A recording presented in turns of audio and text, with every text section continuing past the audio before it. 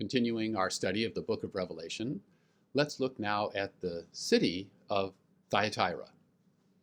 Thyatira was the smallest of the 7 cities in chapter 2 and chapter 3, and yet it receives the longest letter. Thyatira was on the road to Pergamum.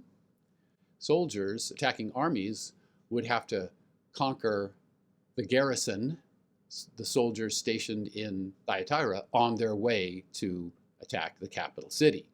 And from the year 300 BC onwards, soldiers were garrisoned to slow down enemy armies that would be on their way to attacking Pergamum. There were no rocky mountains or outcroppings, or even no sources for big rocks with which to build a fortress near or in Thyatira. And so they could not build a strong fortress there. And so it would be attacked and it would fall, but it would slow, those soldiers garrisoned in Thyatira would slow down the approaching armies, and Pergamum would be able to be warned. Thyatira was a bad place to be a soldier. On the other hand, it was a good place to be a stonemason or a house builder, because the armies would knock down the houses and then you could rebuild them if you were a house maker.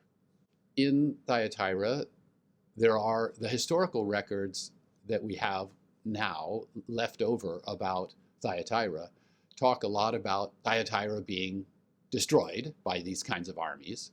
It also talks a lot about the guilds, labor guilds. Labor guilds were the ancient world's version of labor unions.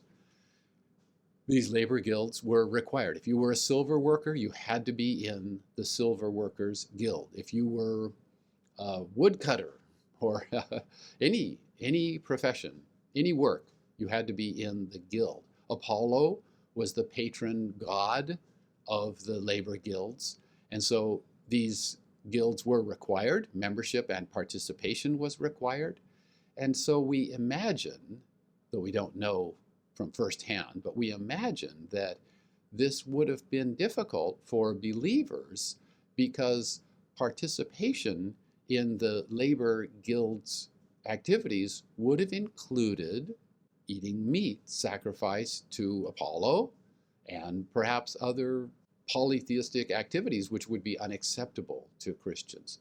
So although there are no direct records about this conflict, it appears that it would have been a big problem for the believers in Thyatira, especially since labor guilds were so well known there.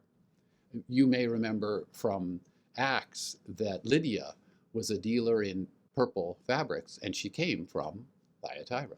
We don't really have a lot of information about this city, small city, but that's something about what we know about the city of Thyatira. Today, if you go to the modern Turkish city of Akhisar, that's the name now of what was Thyatira, there's no ruins left over from the 1st century. You can go to a small archaeological park and see some fragmented ruins from the 4th century. And in that same location, you can see the ruins of a church building that was built in the 4th century. There's a funny story about this.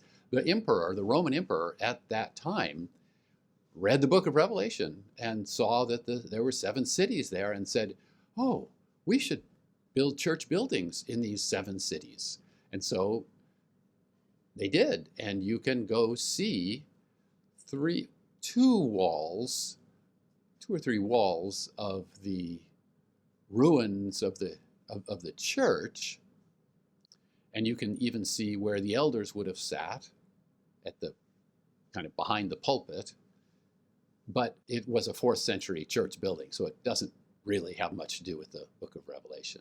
And really, that's about what you see if you go to Akhisar to see the ruins of the ancient city of Thyatira. Again, nothing that we know of from the 1st century. Those are 4th century ruins.